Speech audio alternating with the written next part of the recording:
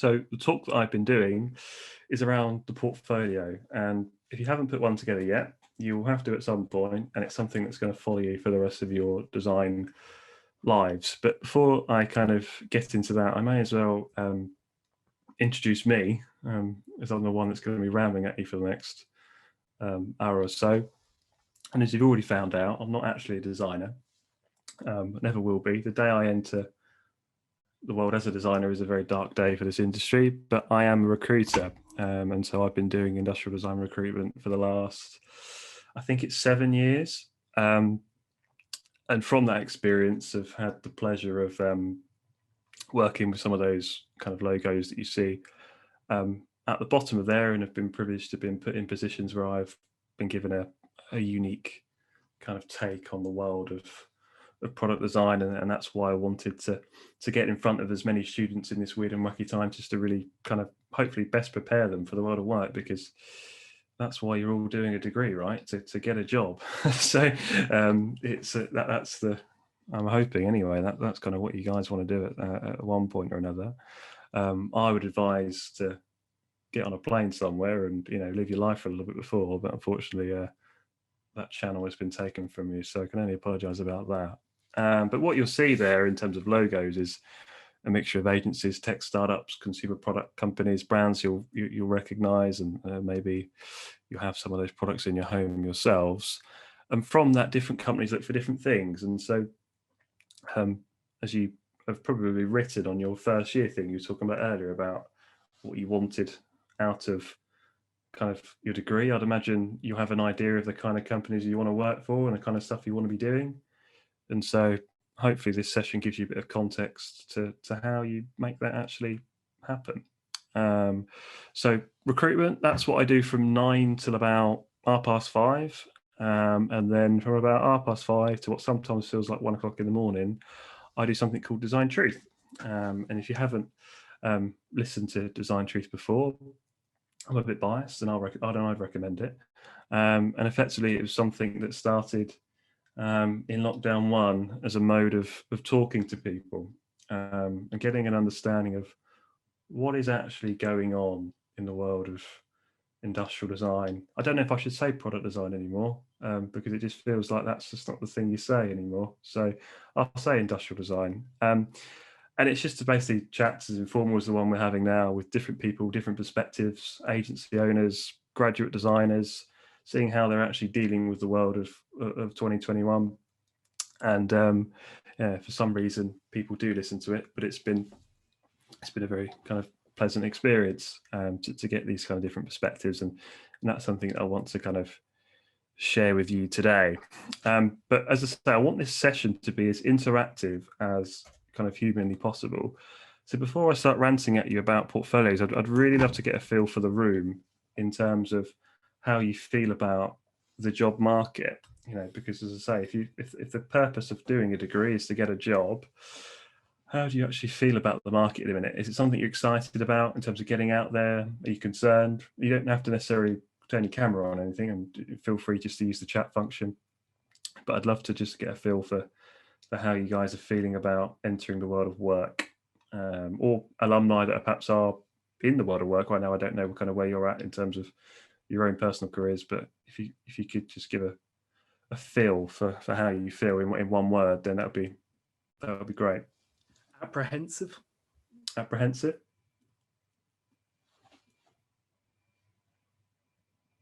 Is apprehensive the room, do you think?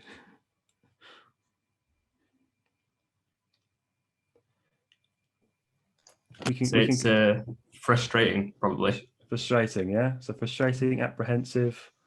It's not dire. I've seen a couple of opportunities go for designers on LinkedIn at the moment, but it's not brilliant either. It's just kind of at the moment. I'll probably steal that one for the next talk I do. I'll steal that. This kind of makes a bit more sense as we kind of wrap up the talk, but I just really want to get a feel for the room, because one set of students may have a very different take on things than another set. And again, anything you say, I'm just going to steal for a future talk, basically. So that is the reason why I try and get this as interactive as possible. But apprehensive, frustrated, I'm sure others feel slightly different things, and maybe they'll open up as the talk goes on. So the plan, and what we're actually going to talk about over the next hour or so, is a few things. So the purpose of why we actually put this thing together, I think it's important to actually clarify why you put a design portfolio together. What is it that, why are you asking me to do this thing? And, even when I've been doing it for 10, 15 years, you're still asking me to do this thing. But unfortunately, it's going to follow you as your career progresses. Not only kind of why is it we're doing it, but also a bit of a structure so you can go away and apply it to your own portfolio. I don't like to structure it in a way where it kind of influences your own style. I think it's one of those things where you'll look online of how to put a portfolio together, but I think it's about implementing your own design style. So treat this more as a structure rather than abide by this template and you'll get a job. That's not really what the kind of the aim of the game here, but it just gives you a basic framework to apply to your own work. And I'll give you some context and some reasons of why we put this together. And this would be just not my opinion, but opinions of people that we've had on the podcast or clients that I work with and stuff. And that's something you can kind of go away and have a think about. And we're also going to talk about things to actually avoid. It's just a reflection of life. When someone asks your opinion on something, they tend to tell you about things they don't like rather than things that they do like, and portfolios are included in that. It's a bit like when you go to a restaurant or whatever, you often get told about the restaurants that are crap, and you never get told about the good restaurant that around the back. It's just one of those things. So we talk about things to avoid so you don't kind of get into those kind of bad habits early on. And then we round it off with a Q&A. That could be portfolio or even life related. The Middlesex one went on for quite a long time, and there was almost some sort of design therapist by the end. But yeah, feel free to chip away with any kind of questions. And yeah, let's get cracking to this thing. So for me, 3 main reasons why you put a portfolio together. And the first thing I think is the most important distinction is that a portfolio gets you an interview. It doesn't necessarily get you the job. So what I would say is that should, in theory, give you put less pressure on yourself in terms of, I'm going to put this thing together, and as soon as I get this thing, I'm just going to get a job. That's not actually how it works. But what it does is it gets you in front of the person that hopefully will offer you the job. And so I'd definitely make that distinction just for your own mental health, really, is that you don't need to put kind of so much pressure on this kind of document. But what it will do is it will kind of open up the opportunity for you to find work.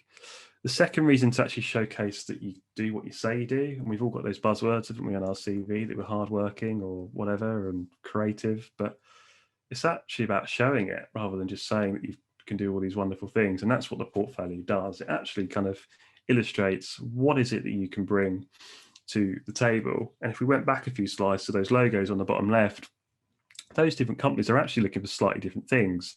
And so that's something you'll notice as your kind of career develops, as you'll eventually kind of find your place in the kind of design organization that fits with what it is that you can bring to the table. So from examples, there are some kind of agencies that you look at. They may be looking at things from more of a visualization standpoint and renderings and things like that. Whereas companies like Shark Ninja, where it's about getting product to market, they might want to get a bit more of a feel for your ability to prototype and get things out to market quickly. And it's not so much that kind of front end stuff. And so different skills apply to different businesses. And if you've got any specific questions around that, I'll be happy to give you some kind of context. And number 3 is to actually provide insight into you as a person. I think one of the big portfolio traps is that people just kind of, it's probably a bit before your time, but there used to be a program on the telly called This Is Your Life. And basically it was a bit of a, I can't remember how to explain it, but it's one of them where it just kind of reel these people back that you used to talk to about 20 years ago. And so what people do is they put all of their design work in one kind of document and they just kind of hand it over and say, well, give me the job type thing. And it's not really how it works. I want to get a bit more feel for what makes you tick. It's not only designers that are actually looking at this piece of work, it's someone in HR, it's someone in I think they call them people and culture these days in these kind of tech companies. So they're not necessarily looking at things from a design lens, they're looking at it from a cultural perspective. Is this someone that's going to work well in this organization? And it's important that, if you're going to enter the world of work, that you're going to be there for some time. And there are some quite early signs of when someone is going to stay in an organization for a long time and when someone is going to leave after 6 months or something. You can tend to spot these things quite early on. And so the third thing is to actually provide insight into what makes you tick as an individual, make sure there is that synergy with the employer as well. Now, I'm going to be brave and ask you guys a question, but what else can you think of so I can steal it for my next talk? Or do you think that pretty much wraps it up in terms of why you put a design portfolio together?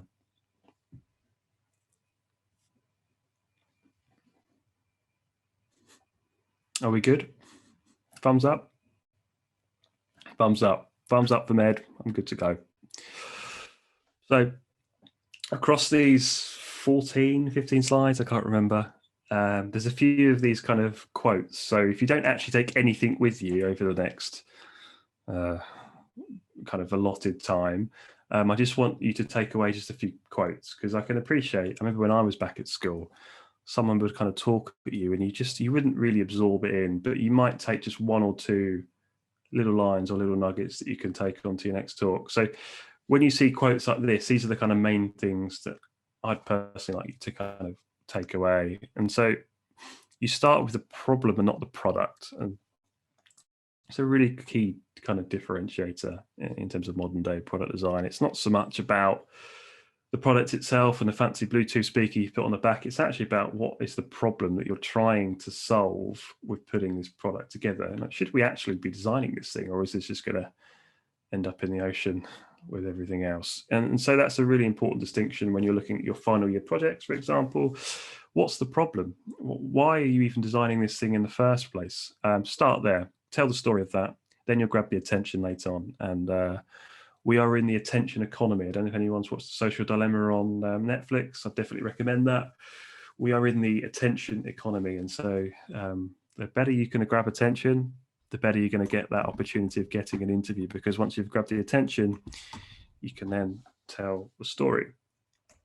And so let me just give you two podcast quotes from a Welshman, actually. And ironically, his name is Wyn Jones. And I feel like every Welsh person I've ever spoken to, their name is Wyn. But his two quotes. He's a chap that heads up design for a tech company called Entia, which looks at kind of remote monitoring. I don't know if he's spoken or I'm sure he's have some kind of links close to home over where you guys are. And he's also was a creative director at an agency called Design Reality. So he's in both sides of the coin, so whether you want to go in-house or whether you want to go agency side. And these are the two main kind of quotes from him in terms of portfolios and what kind of gets his goat up.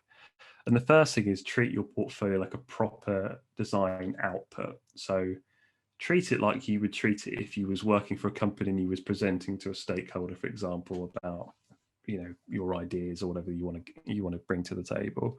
Actually treat it like a proper piece of work. And you'd be surprised how people just don't. They almost see it as a bit of a chore of putting this thing together, but I think the more kind of effort that you put in, the more you like to get back. I suppose that is, again, a reflection of life. The more you put into something, the more likely you are to get out. And the second one, it's quite simple, but crappy graphics are the worst. I don't want to see another low-res image before I die, really. It's just, personally, I don't think there's any excuses for it. And it's just not gonna land you the job. So make sure that kind of, at least the work you are putting together, it's just of quality and of high res, and just, I know that's a subjective thing in terms of quality, but just make sure it just looks half decent. It is a design job after all. It's just one of those things that just take care of your work, and don't treat it as this kind of chore that you got to put this thing together, and it doesn't really matter. It actually does. I think a portfolio is probably the single most important design document you'll ever put. And it's even more important at the start of your career when you don't have this experience behind you of like, well, I've done 5 years experience here. Well, I want to see that. I want to see you can actually say what you can bring. And so they're two really important quotes, particularly the last one. You'd be surprised about some of the stuff I see. It's I probably should write a book. Right. So number 8, touched upon this earlier, but I want to get an insight into you as a human being, and not so much about you as a designer. and that's probably reflects more in the position that I work in, which is recruitment. And so as soon as things get remotely technical, that's when it goes over my head quite quickly. And so I'm not someone that's going to talk to you about injection molding, particularly enthusiastic, and tooling, things like that. That's not the conversation we're going to have. But what I'm looking for is to get an insight in terms of, does this particular person fit within the kind of the dynamic of the company that I'm trying to find someone for? And so is this person quite process driven, or is this person quite results driven? Is this person going to work within the kind of the structure of the company? What's the attitude of this person like? And you find out these things not from their ability to sketch, but just how they live their lives. So a really good example of that is that when you're on your CV and on the bottom it might say something like hobbies and interests. Please make sure that you never put, well, you can put them in, but just make sure that not every hobby and interest is an individual based thing. You know, design is about collaboration. It's not about you. You know, it's not just like just Johnny Ive designed all the Apple stuff. There's other people there that have, you know, helping him along the way. And so I want to get an insight into what makes you tick. And one of the most important things is that you work well within a team. You may say it on your CV, but I just want to make sure that you can work in that kind of multidisciplinary saying. And a good starting point is someone that, I don't know, plays rugby at the weekend, or just someone that is involved in that kind of, it doesn't have to be sports, but hopefully you get the message. It's someone that just doesn't just do everything by themselves. No one employs a lone wolf, trust me. No one employs a lone wolf.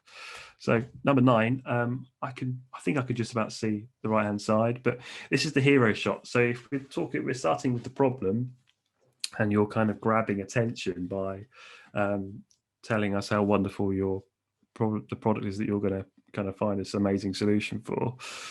To keep that attention, you're going to have to hit us with what we call the hero shot. That can be a couple of different things, really. It tends to be something more aligned to that visualization stuff that we talked about earlier. So just a killer render. It could just be a product in action kind of shot. It's just something that's going to grab your attention. It could be just some nice sketch work, just something that's going to make you see quite early on, okay, this person, there's quality in this person's work. You know, this person is clearly very talented. It doesn't necessarily need to be everything at this point, but just that one kind of, you know, it's even used the image there of the girl with the VR headset there. It's just a nice kind of shot. And the reason why we want to hit them with the best stuff early on was because, you know, I've been in environments with hiring managers and, you know, whatever they call themselves these days, CDOs or VPs or whatever, and they don't look at your portfolio very long. It's not this kind of nice process where they're having a whiskey or whatever in the afternoon and they're just flicking through design work all day long. It literally is kind of, okay, not interested. It really is as quick and as ruthless and as savage as that. And that's probably one of the reasons why I was personally quite kind of invested. I want to go and talk to the students and really kind of prepare you, I suppose, mentally as much as anything for what industry life is actually like. And the reason why it's that savage is just from the sheer scale of numbers. I always remember when I was at school, the school next door was a grammar school. And so the teachers used to just drum into us really early on that, like, the kids in the school over there, like, they're all going to get A's, like, because they've gone to a grammar school and things like that. That used to be something we used to get drummed into us all the time. It used to mentally kind of batter you from time to time, but it was an important point in terms of you kind of need to be made self-aware of that. And that's not to say that you're not going to get a job in design, but you just need to understand that there are going to be some incredibly kind of talented designers that go through the system. But just because you're a great designer, it doesn't necessarily, it's not everything. It's more than that. It's about attitude. It's about your desire. You know, do you actually really want the job, or do you just want to, you know, be on Keisha all day long? It's more than this kind of, it almost has to take over your life, as sad as it sounds. Design is because I suppose what you're learning now is it's not a skill set, it's a mindset. Is that a fair assessment? You know, your teachers aren't teaching you necessarily a skill set. They're teaching you about the way you think and the way you solve problems, and you can apply that to outside of design. I'm not, it'd be interesting to know, actually, do all of you actually want to be a designer when you finish this course, or do you want to take that mindset and do something else? Do you want to go into UX? Do you want to go into UI? Do you want to go into marketing? Because actually what you're learning here isn't just this skill set, it's a mindset. And I think a design mindset is something that a lot of employers, even outside of design, do look at quite favorably. That ability to solve problems, that ability to work in cross-functional teams, that's not just a design thing. That's most businesses would be interested in adopting that kind of mindset. And so plenty to hopefully positivity to take out of that when you're thinking about like, shit, am I going to get a design job? Actually, the mindset which is being hopefully kind of trained into you is something that employers do look at quite favorably. So just to reiterate the message, modern day design is about solving a problem. It's what the industry is kind of built on. The distinction I wanted to make on this slide, however, was it you that actually solved the problem? I've got a product to my left. I don't know, I used to do this shameless product placement when I used to have a Dyson thing behind me. Basically, I was angling for like a sponsored kind of post, and it still failed me, so I think I've taken it down. But I bought this kind of Dyson hot and cool thing, immense this time of year. I don't know why everyone's moaning about the weather. Just go and buy one of these things and just yank it up. I mean, you never, it's just amazing. But the important part behind that message is I can't tell you how many times I've seen that product on a portfolio. But the truth is, it wasn't one person that designed it. It was probably about 400 people, 300 people that were involved in the process of designing that product. So when I see it on a portfolio, are people being truthful with me in terms of how involved they were in that process? Because I want to see work that you've done from start to finish. I want to see what you've done, your design work. And to try and palm off someone else's design work into your work is, you might be able to get past me, but trust me, you won't be able to get past a design director who's going to probe you with a little bit more depth of, okay, what did you do here? And why did you do that? And why did you make that choice? You're going to get probed in those kind of areas. So actually make sure that not only are you trying to solve a problem, but it's actually your work. I can't tell you how many times I've been in, I remember once there was a chap we brought into, I think it was at PDD. I'll mention the agency. It was at PDD, and he went into the interview, and I think he used to work for like Candy Hoover or something, the dishwasher kind of brand, and it turned out that the guy that worked for PDD, it was actually his work, and so he went to the portfolio with like all this stuff, and like, but it wasn't his work, and the person's work was the person at the other end, and so he didn't get the job, funnily enough. So yeah, it's these things do happen a lot more than what you would think, and I just want to tell you just in case you're thinking, oh, I'll put someone else's work in. It doesn't work. It only puts a red flag. Only puts a red flag against your name.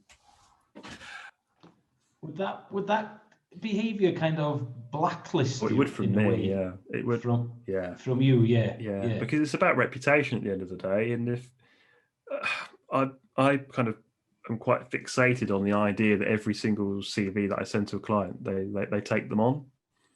I think anyone where it's a no, I think is a personal failure on my end, in the sense of even if they've been interviewed and they didn't get the job, it's not necessarily my fault, but I feel it my end in terms of I want the client to get this person as quickly as they can. And so anything that's kind of held that process back is a bit of it annoys me a little bit. So when we get stories of things like that, you just wouldn't work with them again as a kind of a rule of thumb. So you can get away with it once, but the integrity's gone then, isn't it?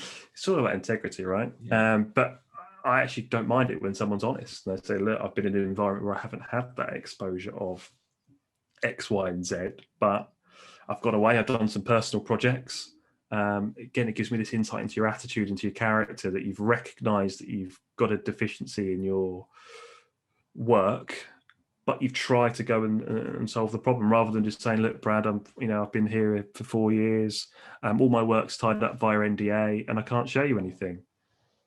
That says a lot about your attitude, I think, that you make that conscious choice, that it's almost like, a portfolio is beneath you a little bit, and everyone else in this company has had to put a portfolio together. Why shouldn't you? And so again, it comes down to you as a person just as much. That's how it's coming across when you're making that choice of saying, "Oh, I don't know why I need to put this thing together."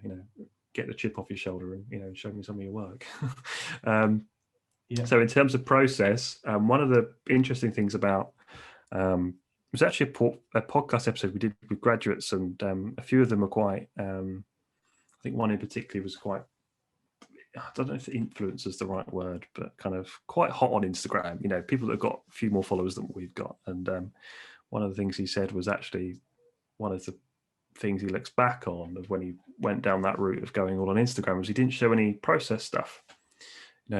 Again, I'll probably bang this kind of key shot drum. It's not just about showing pretty renders, and I want to see more. I want to actually get to the nub of the matter of things like process. And the reason why we make that distinction is that someone may hate your final design. They may actually think it looks pretty shit, but they really might appreciate just how you got there, your process, your thinking. Again, coming back to the fact you're learning a mindset, not a skill set. Someone may appreciate just how you got there, and that may be the thing that gets you the interview. Again, this portfolio is not going to get you a job. It's going to get you in front of the person, and again, hopefully you can build that rapport and that connection with the person at the other end. And they may say, okay, maybe lacking this area, but I like this person. I like how they come across. I like their attitude. I'll take a punt on that person, and that's generally how people sometimes land that first gig. It's just that connection that you share with the person that's interviewing you, because they just like the way that you're kind of coming across and presenting yourself. So what do you think I mean by process? It's all well and good me just shouting the word at you, but what is it that you think I mean when I say I want to see process? What do you think? Have you got some examples of what you're thinking about in terms of implementing into your own portfolio? What is it that you think I mean by process? The design thinking behind your decision making. So yeah, going for the research, what you draw from that, and what conclusions you've made and how you've implemented that into your design. It's the thinking, isn't it? You can look at something and go, oh, that looks nice, but then you have a second look at it and go, but what's the point? Why have you put a Bluetooth speaker on the back of the thing? And no, that's not going to get mass manufactured. No, that doesn't make sense ergonomically or from a basic principle of physics. So it just doesn't make sense. And that's why I think it's interesting, this kind of generation that's kind of creeping through, where it's very aesthetic, it's very visual, but I think the thinking sometimes is almost coming secondary. And I think actually the thinking is the most important bit, and that is the bit that actually gets you the job, funnily enough, within design anyway. I think within jobs like visualization and the real front end stuff, I think it's imperative that you know how to use these tools. But in terms of actual nub of the matter, product design, product development kind of roles, particularly in-house, the thinking's so important. So you're absolutely right. It's about that, the thinking of why you made those conscious choices. And again, I'm just going to hit you with a quote before I go into this kind of full structure for you, and we'll kind of map it out piece by piece. But hiring managers want to see everything. Hiring managers do not want you to show everything. What do you think I mean by that? Might have to be you again, Ed. Ed. Hang on, hiring managers want to see everything. Hiring managers don't want you to show everything. I'm not entirely sure. My best bet is is when you're looking at a portfolio, is they want to for it to be visual, and then for it to show kind of the decision making, but not all of the nickety bits. The less I'm trying to think of the words here. Pernickety is good. I'll take pernickety. There we go. Yeah, they don't want to see all of the kind of through the mud, but they do want to see the kind of big points, the decision making. The broader stuff, yeah. Oliver, any ideas of what you think that means? I'll put you on the spot. I'd say it means they want to see everything that they want to see. And when it comes to companies, you want to be refined to them. Every company's different, so you want to be showing them what they want to see. But they're not going to want to see, if they're a graphics designs company, they're not going to want to see potentially, the other stuff that's outside their field. So they want to see everything in the sense of, okay, what are the core things that's going to be required from this job? Can this person sketch? Can this person get ideas down quickly? Is this person comfortable getting in the workshop, blue phone, prototyping? Can this person use the relevant CAD packages? Can this person look at things like mechanisms or all these different bits and pieces? That's what I want to see, but I don't want you to show every piece of work you've ever done. I just want to see all of the different skills that are required for this job that you're applying for, but I don't want you to show me every bloody thing you've ever done since you was at school. These 50, 60, 70, 80 page portfolios need to get put in the bin immediately, because you don't need to put everything you've ever done on a bit of PDF. You want to leave them wanting more. You just want to show a couple of projects, but within those projects, you're just showing all the different sides of what you can bring to the table. It does get easier as your career develops, right? Because you've been exposed to more projects that are going to show the relevant skills for the jobs. I appreciate it's probably a little bit harder in the early days when you're like, well, I've only got this I can show. But just something to bear in mind as your career kind of progresses, and hopefully you're at a point where it's like, actually, I might not show this project. I'll push that back and I'll put another one here because it's just more relevant to the job that you're applying for. So this will make a bit more sense as we kind of go on to this slide here. So hopefully you can see all of the bits on the particularly on the right-hand side. But this is just a basic kind of structure of how I would put a portfolio together and what would get the, also what would be of most benefit to you as a designer in terms of how time intensive it actually is to put one together. And so if you design it in what I call like a modular format, it just becomes far easier for you to take something out, put something back in. It's almost like, I don't know what the best description is, but just modular is the best word I can come up with. Anyone can come up with a better word for modular, then, let me know. But basically this kind of format where it's like, we start off with the brief, then we go into the hero shot, then we go into the process, the nub of the matter here. We've got research, you've got concept generation, you've got CAD, prototyping, hand sketches, renders. They want to see it all. They don't want to just see little bits. They want to see it all. Replicate that project by project. And so there's not a magic number for this thing, maybe 3-4 times. If you've got one project that's killer, then just stick with one project. Anyone that says that it needs to be, X amount of pages, it just doesn't work like that.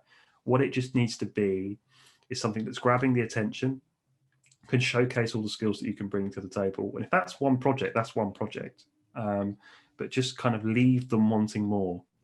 Never just leave them thinking, oh, I want to hear more about that project. I want to hear more about the thinking behind that, rather than just saying, here's everything, and I hope you quite like that. Just sometimes don't just show all of the work. Tailor it to the business you're applying for. And so this is why the modular format works, because if I'm applying for an agency, they might want to see more hand sketching. They may want to see more ideation. They may want to see more research and and that real front end stuff, because that is what they're doing effectively for their clients. Whereas if you're applying for an in-house small engineering firm, they really probably want to see, is this person shit hot on SolidWorks? So can this person use the software that we want this person to use? They probably don't care about hand sketching, but they want to see someone that's comfortable in testing and someone that's comfortable in prototyping, and try and think about the environment you're going to be going into and what are the key skills you're going to be taking from that job. And that's what they're going to want to see. They don't want to see logo design you did, when you was 15. It's just not part of the job you're applying for. They want to see what it is you're doing for the job that they're advertising. But if you tailor it in this kind of modular way, it's just not that time intensive. If you're doing like this kind of bespoke portfolio for every single job you're applying for, you'll get knackered. It just burn you out. But if you can just design that basic kind of framework, it just becomes a lot easier for you. If I had a job and I said, look, Ed, I've got a job here, what do you think? You can say, oh, that sounds good. I just need to take this thing out and I can put it at the front, put it in page 3 or 4. And then so, because this particular employer is a medical company, I think they'd prefer to see the medical work. So that thing I've got in page 17, I'll just chuck it out to page 3 or 4. So it just makes it easier for you, rather than saying, look, Brad, it's going to take me 3 weeks. I've got to design this whole thing from scratch again. So that's why I probably advise you do it in that kind of way.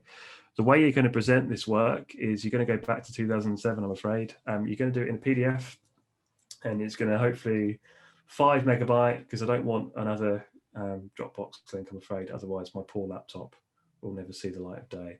The reason why we keep it at 5 megabyte is mainly for that reason, really, because of my poor laptop. But also, there's just no need for massive file sizes, guys. There's just absolutely no need for it. It's also just a basic life skill, I think.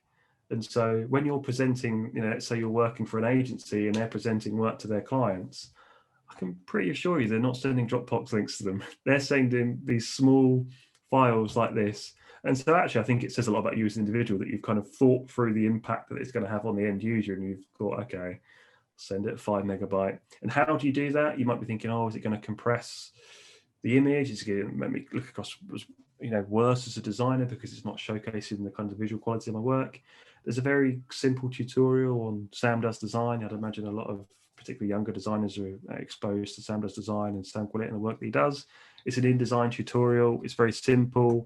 It allows you to keep the file sizes low, but maintain the visual quality of the work. Probably one of the first videos I'd recommend you watch as you put a portfolio together, just for your own peace of mind, more so than anything. Also, why it's at 5 megabyte, you'd be surprised that, as I say, when people are actually looking at the portfolio, when I'm looking at it, when I was back in the good old days when I used to go outside, I used to look at it on a train or on a meeting to go and see a client. And so I wasn't at my desk. I was on a train where the Wi-Fi was crap, but I just want it quick and easy. Whereas if I'm got this 30 megabyte file, it's going to take me half an hour. I mean, the work's only giving me a 6S, so I don't have like an amazing kind of mobile phone that some of you lot have got.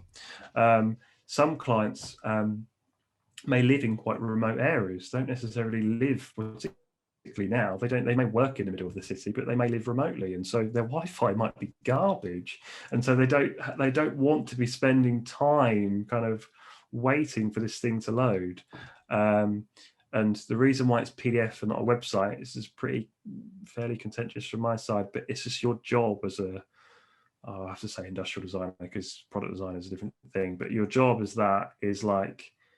your job, to design products. Your job isn't to design a website. And so if you can't actually do it that well, I would just suggest to not put that barrier up of because you're going to get judged on your ability to put a website together. And if it doesn't look great, or it's not optimized for mobile, or it just doesn't flow correctly, it doesn't feel like a website should, then my advice is just don't do it, because you put in a barrier up, which is just unnecessary.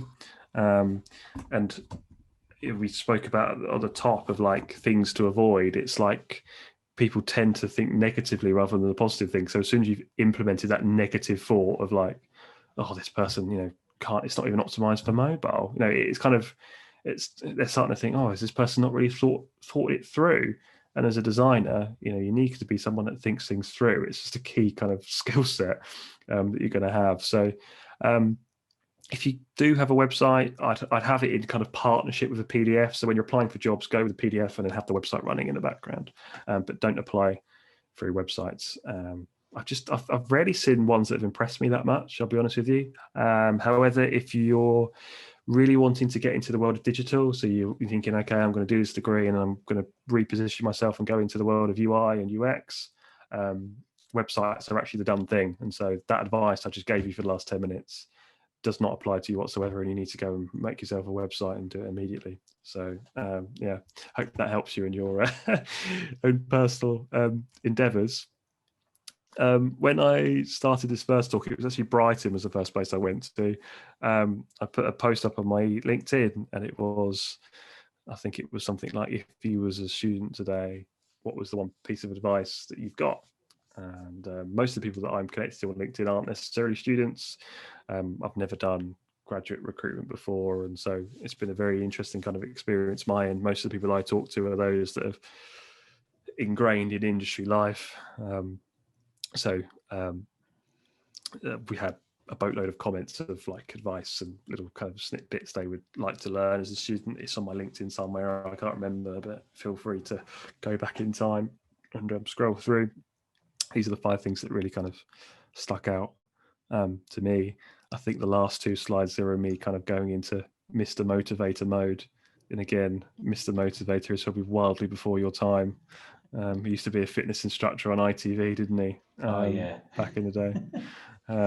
He was like the coolest PE teacher you'd ever have. So number 1 is learn business and how stuff is made. Ironically, you may be exposed to this yet, and maybe it might be a bit of an eye-opening thing, but not everyone actually gets design. Not everyone really understands it or understands the value of it.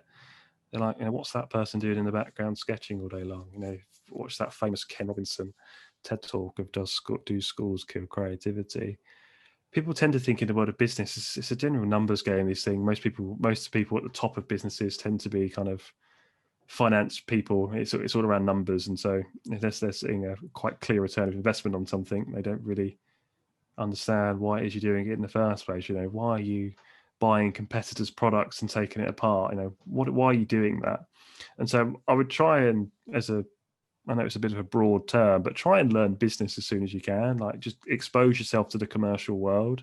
I just think it will make you a better designer in terms of the decisions and the decisions you make in that kind of journey when you're in employment are just more grounded, and you just got a deeper understanding, rather than, I think, those that don't understand business, I think some of the decisions are quite naive generally. So it's a good skill set to have, just to learn the basics around the kind of commercials, but also how stuff is made, how product is actually made. I had a bit of a disagreement on a meeting earlier when someone said that I think that good designers are the ones that ship product, so those that have actually made things. And he was kind of counter arguing that it doesn't necessarily, you're not necessarily a great designer if you haven't actually kind of designed product or shipped product. But I generally would learn how stuff is made. I just think it's going to make you a far better designer. I'm not saying become an electronics engineer overnight, but just understand, how it all works, how it all fits together. It's one of the biggest skill sets I'm always tasked to go and find, is this kind of design intent of like, can this person, does he actually understand, or he or she actually understand, like, how we actually put this thing together? Or does someone just want to come up with wacky ideas all day long? Because the ideas are great, but we actually got to get product to market, and we've got to do it quite quick, and we've got to do it cost effective and of the right build quality and all these different things. So actually get an understanding of how stuff is made is quite important. Talk to people. In the job that I do, I talk to people far too much. But it's never been easier to just spend 10 minutes with someone on a shared screen. And again, a live skill. I know you kind of talking about turning the cameras on and stuff like that earlier, but there is something about just seeing the whites of someone's eyes, and in terms of building relationships with people. There are some amazing digital tools out there, but trust me, just talking to someone, having a beer with someone, chatting shop with someone, it's just, you build better relationships, and it's relationships will be the ones that will follow you through your own kind of career journey of, like, someone starts a job somewhere and they remember that conversation that you had 6 months ago, and they just drop you a message out of the blue to say, hi, I'm doing this thing and we're looking for someone, by the way. And they remember that conversation that you had. It may not have felt like a worthy conversation at the time, but it's just an art, I think, in just talking to people and from different perspectives. I think it's just again a handy life thing of, like, just getting to understand people that have different perspectives to you, because it's not actually, the world is always presented as this like black and white thing, but it's actually quite grey. There's a lot of context that goes missing with these things, and so understanding people is a good starting point. Applying that to your own design stuff in terms of, like, Brad, it's all well and good talking to you, but I need to go and find a job. First thing I would do is I would go and talk to the alumni. I would go and talk to the designers that graduated in 2017 and 2018. And how are you getting on? How did you find industry for the first couple of years? They're the good starting point, because they were in your shoes a few years ago. That's where I would start as a design professional looking for work. I'd start with your alumni, because they're probably more inclined to to get back to you and again have that shared screen with you and kind of going through the folio of like, actually I've been in industry for a couple of years now, and actually you probably need to focus more of your attention on things like this, because it's just a learning I've had from the environment that I've been in. Number 3 is that plastic is okay. Greta might disagree, but it isn't actually the material that's the problem, it's just the utilization of it. Again, coming back to that thing of like, start with the problem and not the product. So why should we actually be making this thing in the first place? Ask yourself the question when you're doing your kind of final year project, would I buy it?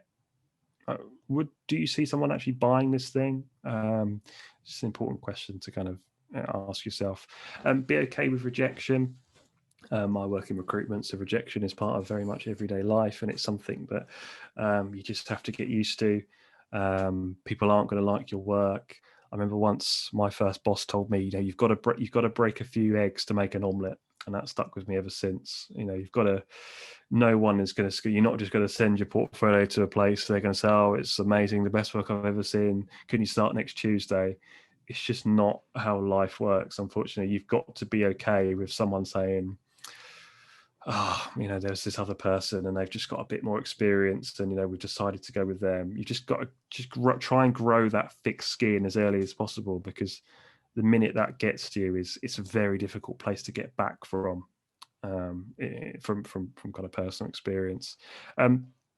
Get to grips with digital and quick. I'm not saying it'll be a coder overnight, but just get to grips with it.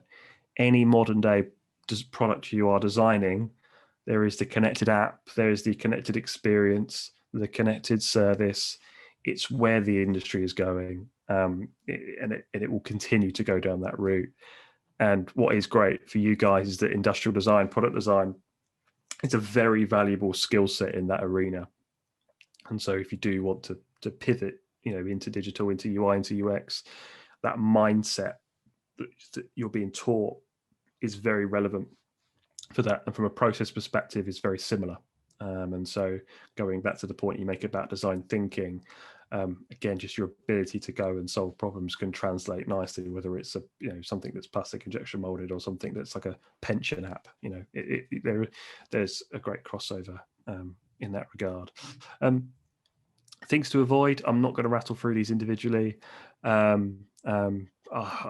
like talking to people about portfolios, but they end up going into like mini rant mode, and they never really focus on like the positive. They always focus on things that they hate to see. And I think it's just because of the scale of the numbers that you see, like get like 100, 200, 300 applications per job. It's like so time intensive to get through to everyone individually. But these are just the kind of habits that I would probably just avoid. Crappy graphics that we spoke about earlier, just basic things like make sure you're spelling things properly. Too much text, I think, is quite a big one. But again, to stick to Mr. Motivator, the point here is to avoid giving up hope.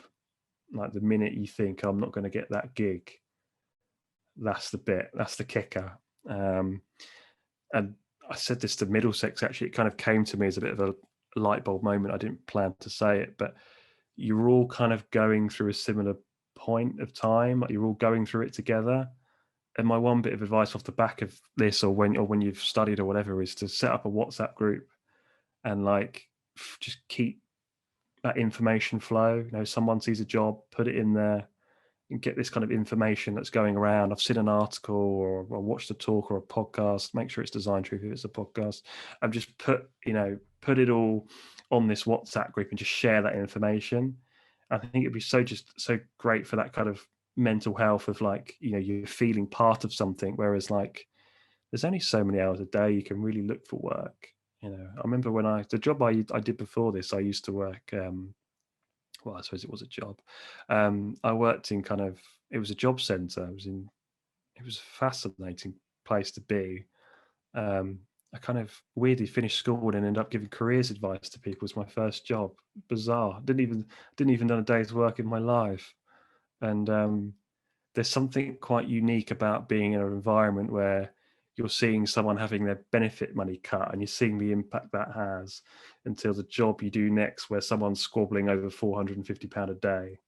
It's a very interesting kind of contrast that gives you a unique take on the world. And I think just avoid giving up hope. I really would stress that. Just don't like think, yeah, I'm not going to get that job, or someone else is going to get it. You just got to keep kind of rolling the sleeves up and getting back at it. It may not be your dream job. It may not be the best job in the world. But what skills are you going to learn from that? The product might be the most boring thing you've ever done in your life, but am I learning about things like Far East manufacturing? Am I learning about using certain tools? You know, are these kind of gateway jobs that are going to expose you to life outside of that job? I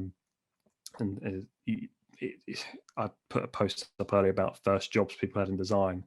Honestly, not half of them were just like they're boring as hell, but what they learned from it was incredible as their careers kind of developed. At the start, I think one person said apprehensive.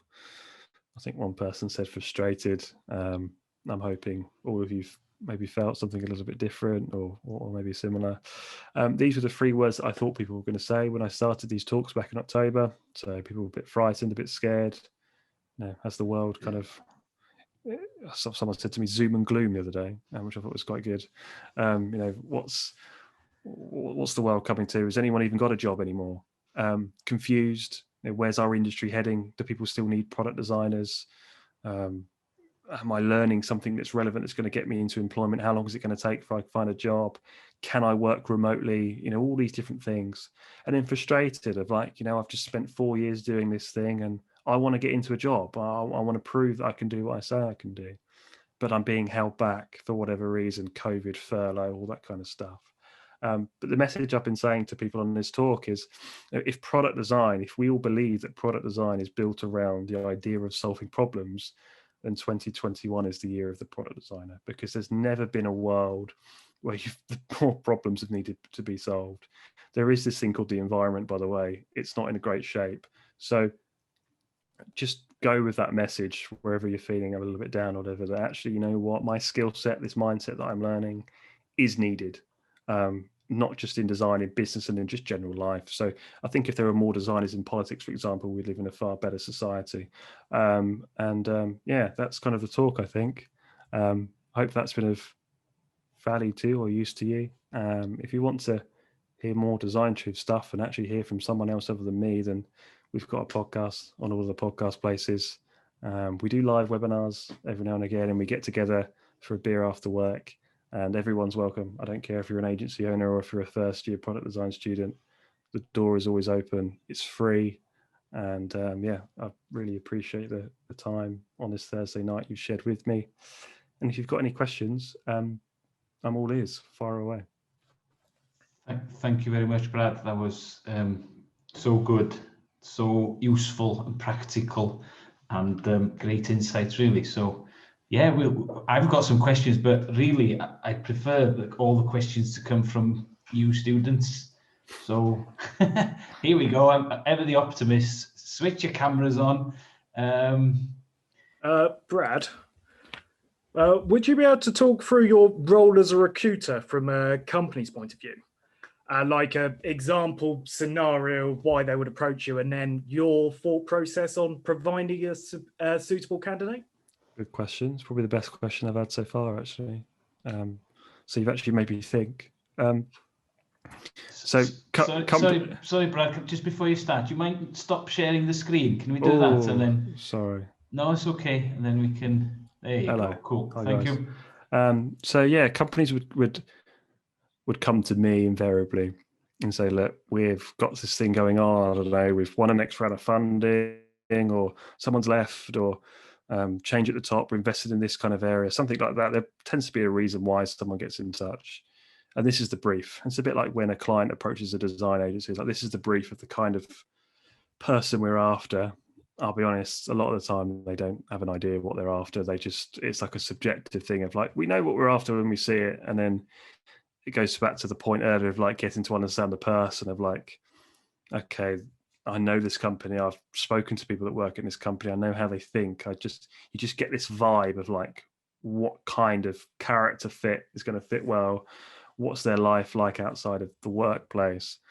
And so you basically build your thought process around that of like, okay, I've got a job here with Joseph, right? So Joseph is all about solving everyday problems throughout design. So what I want to see is I want to see high volume plastic injection molding, dealing with the Far East. I want to see kind of quirky design, things that are of perhaps a premium nature in terms of price point. You know, people pay an arm and a leg for these bloody spatulas. I don't know why. So these are all of the kind of thoughts that are going through your mind when you're taking a brief. I tend to get involved when they're looking for people that are, say, 4 years experience plus. So people that the second jobbers, they call them. So people that have done a little bit, someone else has trained them, but now they want them to come in and kind of like hit the ground running from day one. That's when we get involved. Graduate recruitment isn't something that I've ever looked at, and it's because clients tend to do it themselves. That's the reason.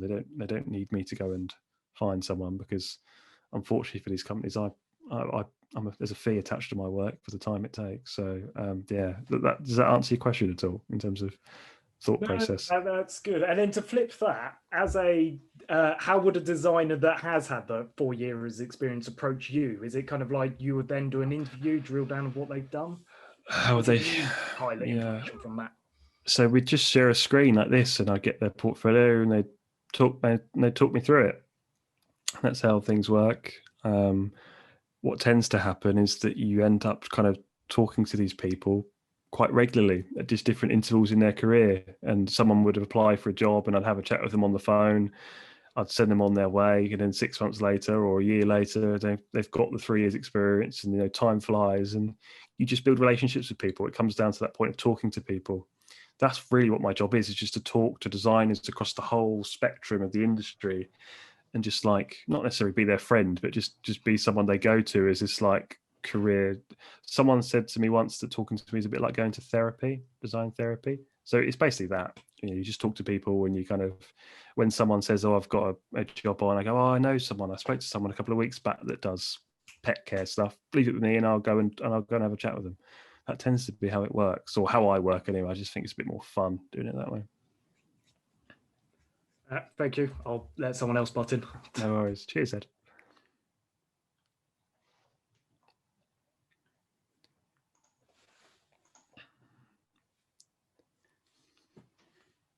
Somebody's got a burning question. I want to know what Simon's cooking. Yeah, what are you cooking, Simon? What are you cooking, Simon? Char sweet lamb hot pot. Showing off. What time do you want me around, Simon? You think you're getting any of this? Cool. Any questions from anybody?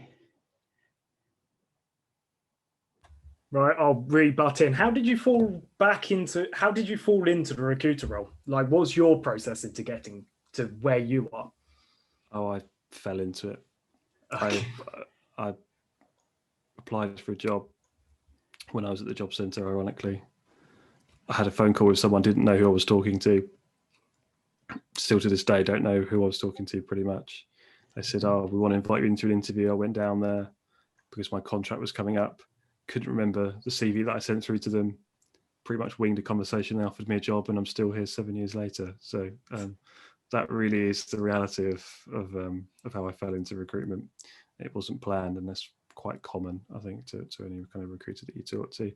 I think what I would say is, if you don't have any specific questions now, or I think sometimes from doing these kind of sessions, that not everyone wants to kind of ask a question amongst a group of 20, 30 others. And so if you did have any particular questions, I do get a lot of emails and stuff, but let me know, and I'll do my bit to get back to you. So if you've got any kind of individual questions to your own personal situation or whatever, then just fire it across to me, and I'll happily do my bit. I'll send the slides across to you, so for your own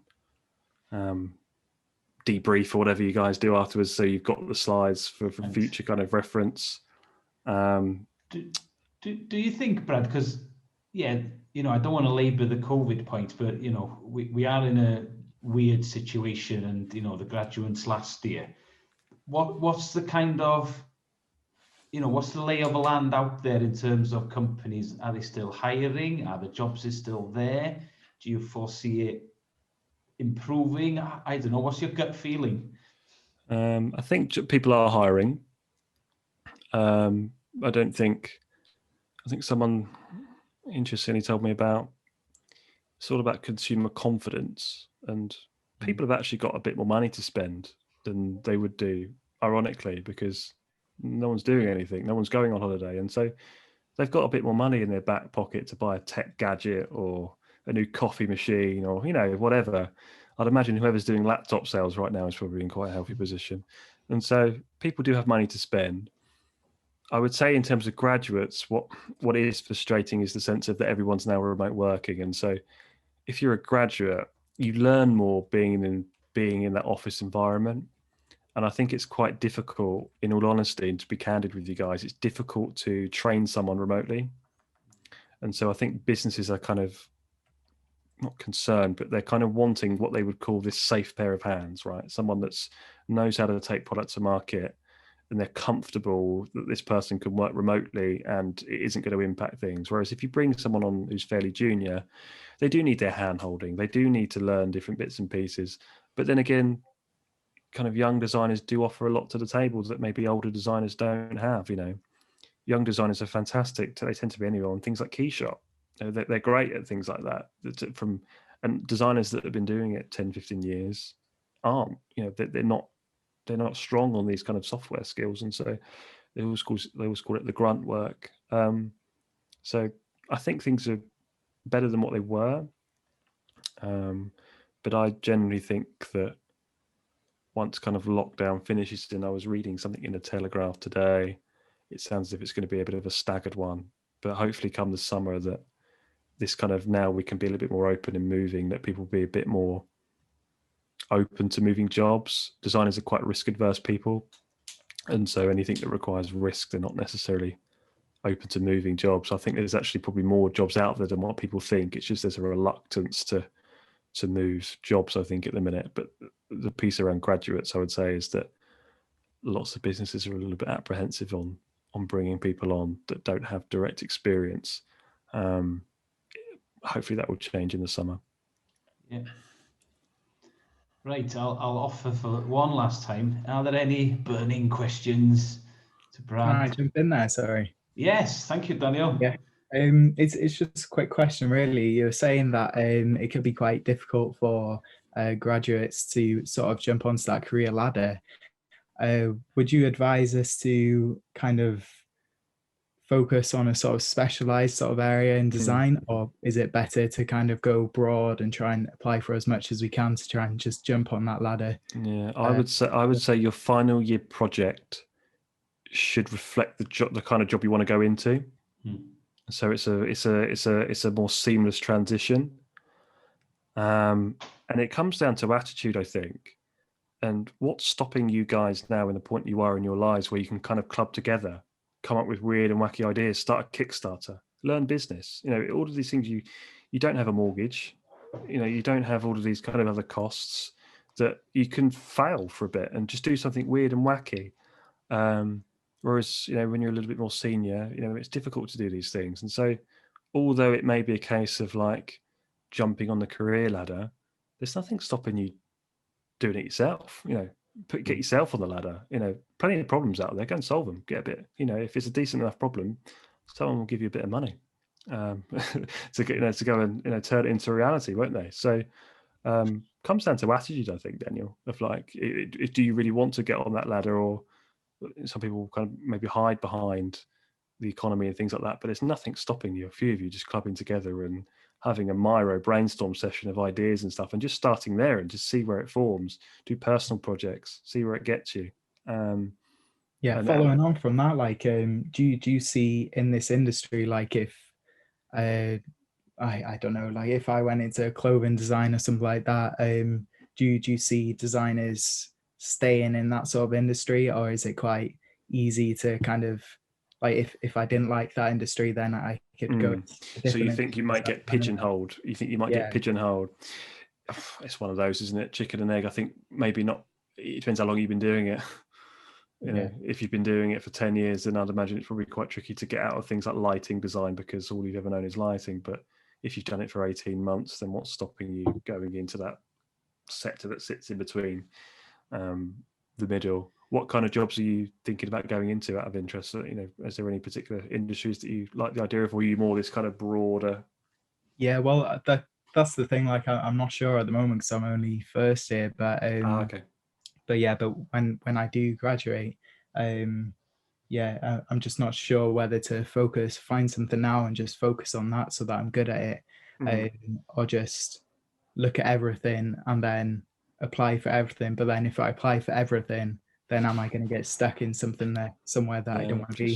Just think about where could the world be in 3 years' time. People are still going to need certain things. We're all going to get older.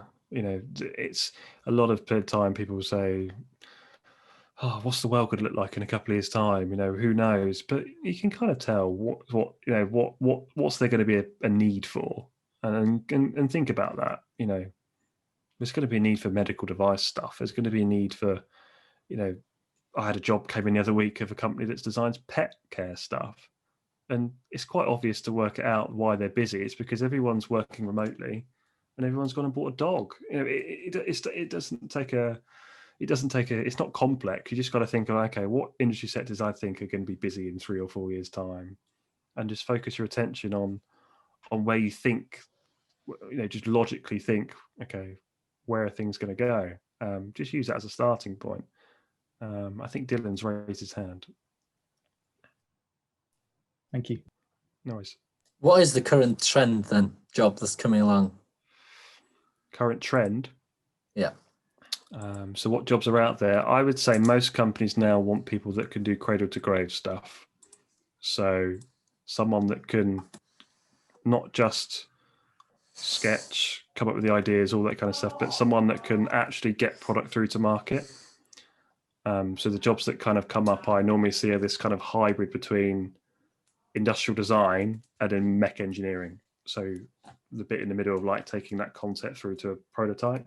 So that bit in the middle, I would say, if you can learn that skill set, I think you'd be good to go. Thank you. I'm not sure who was first, but I'll go with Seb.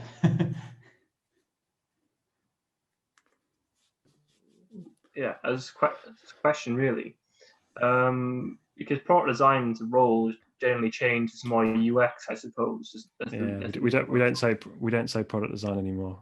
Yeah. So I was wondering, as someone who teaches product design or digital design, how easy do you think it is to transfer something like maybe UX or UI? I think it's easy. I think it's fairly easy to transition across. I actually think you'll probably find, it's a lot easier than you think, particularly at a raw junior level.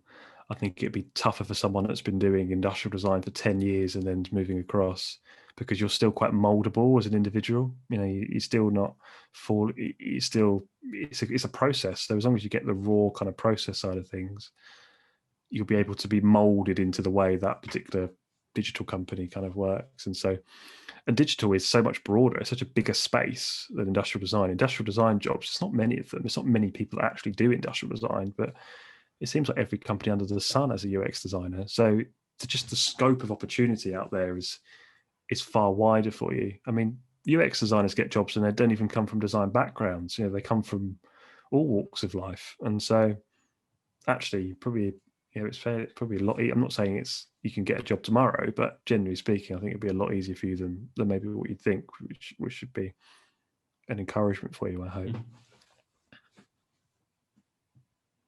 Cool. And I think we'll take Stefan's question as the last question. Go on, Stefan. Make it a good one.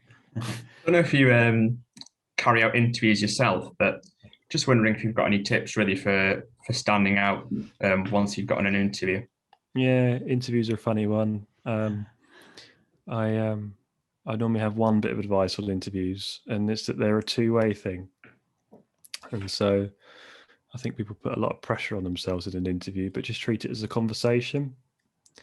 And I think when you treat it as a conversation, you just feel more relaxed, a bit like what we're having now. It's just about, do you get on with the person at the other end, really? Because you're interviewing them just as much as they're interviewing you. And I think sometimes people think it's this one-way thing where it's like, actually, you know what?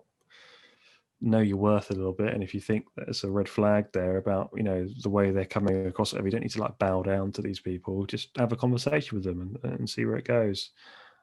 Just make sure you can back up what you say, really, would be my as a bit of advice. You know, if you're saying you're doing this in your portfolio, they're going to go, okay, then show me, and bring something to you, bring something with you, bring a part, or, you know, some work you've done.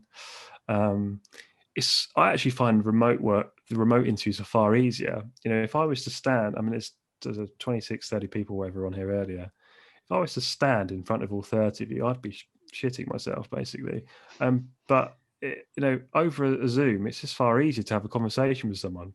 The only thing, sometimes it's quite difficult, you know, to read the room, and, you know, if you've got multiple people on a call. But actually, I don't know what you think, but I think, you know, interviewing over Zoom is probably actually far easier than interviewing face to face. That's just from someone that is not a massive public speaker. That's because you've only got to dress smart from the top up. Exactly, yeah. It makes it far easier. So, yeah, I don't even have to shower sometimes, Oliver. It's fantastic. You know, I can just wake up, rock up, turn up, have a chat with someone, and go back to bed.